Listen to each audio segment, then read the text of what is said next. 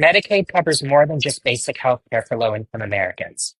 As Congress debates billions of dollars in Medicaid cuts, it's important to understand how Medicaid is funded, what it funds, and what the consequences will be for states and their residents if Congress cuts funding for Medicaid. Medicaid is a federal matching program, which means that states get a set dollar amount for Medicaid recipients. The specific amount of money each state is given is based on what is known as the federal medical assistance percentage. This is a formula that factors in a state's per capita income, how many residents are in the children's health insurance program, how many people in each state benefit from expanded Medicaid under the Affordable Care Act, and more.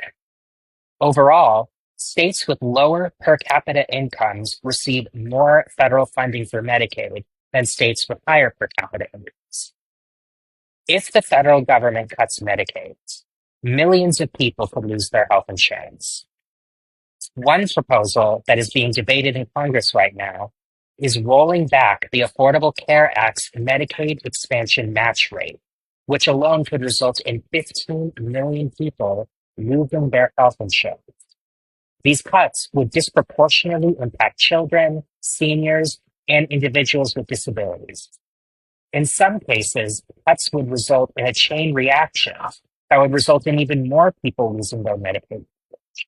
For example, if the federal government does take action by reducing the federal match percentage for expanded Medicaid beneficiaries, it could result in many states reducing or even eliminating their Medicaid expansion, since it would require them to cover the costs formerly covered by the federal government. This will add to the number of people who would be without insurance that would have it under Medicaid under the current system.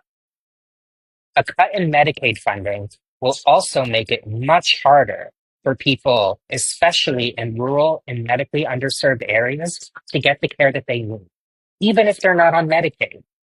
Hospitals and community clinics in these areas rely heavily on Medicaid reimbursement to stay open.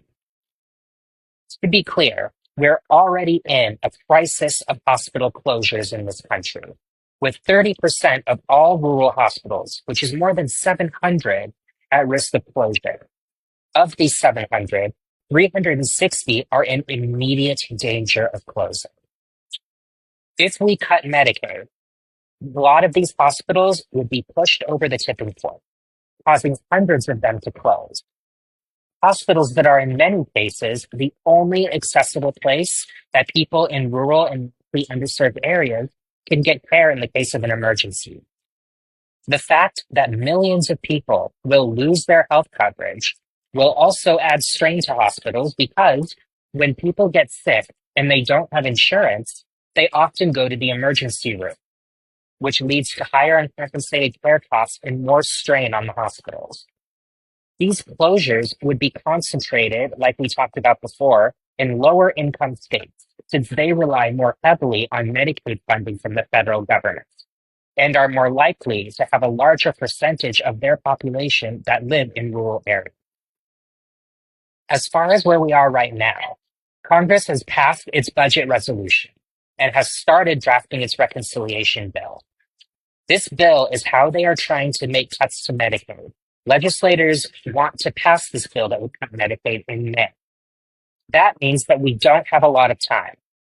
If you oppose taking away health coverage from millions of people, if you oppose cutting benefits for those who need them the most, if you oppose making care harder to access, even for more people than those who are in Medicaid, take action with us.